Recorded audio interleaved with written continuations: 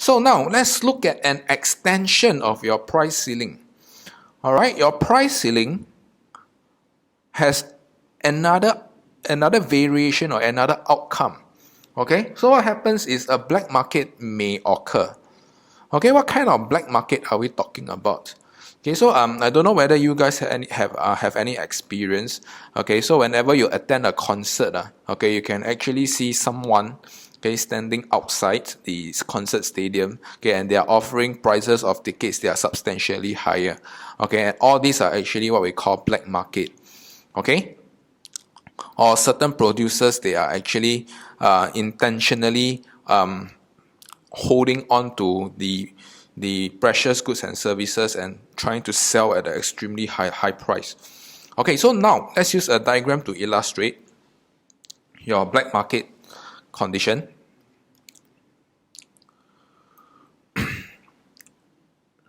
So the diagram is exactly the same as what we have seen earlier on. Okay, this is the only extension from the diagram that you have seen.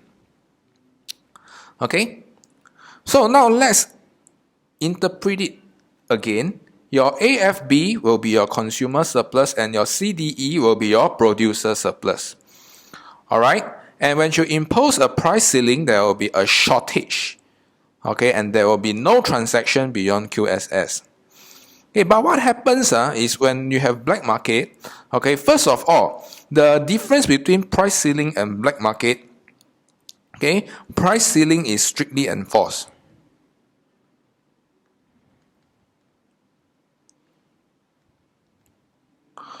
Okay, when you have a black market, it simply means that your price ceiling cannot be enforced.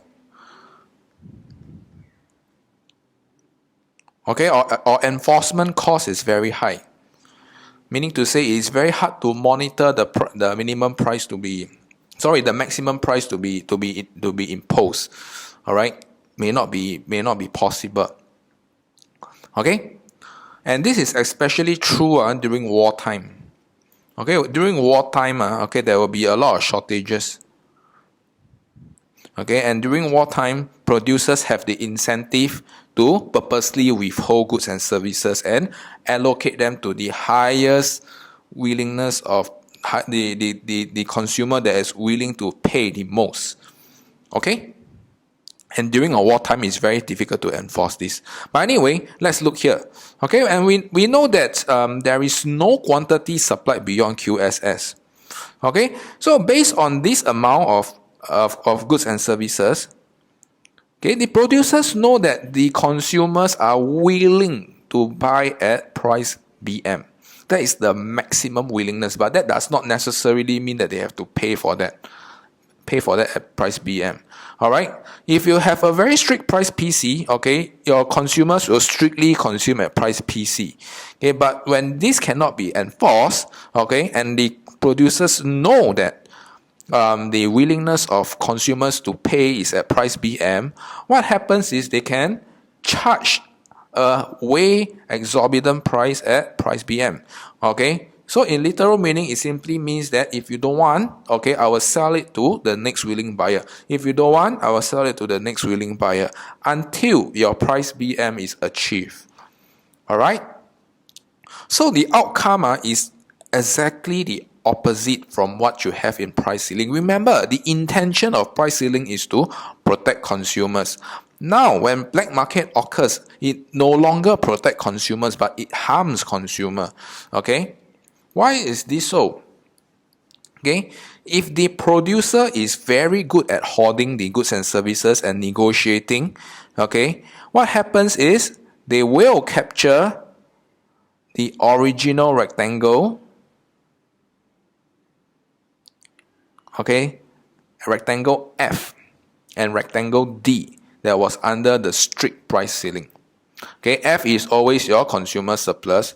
Okay, and D, okay, remember when we look at price ceiling earlier on, this rectangle was actually given to the consumer. Okay, but now, okay, they are actually able to recapture D and F, okay, from the consumer. Okay, if you don't want to buy, I'll sell it to another person. All right, and in this case, the producer's welfare is greatly maximized, F and FDE. All right, the consumer is forced to pay a higher price and consume a lesser quantity. All right,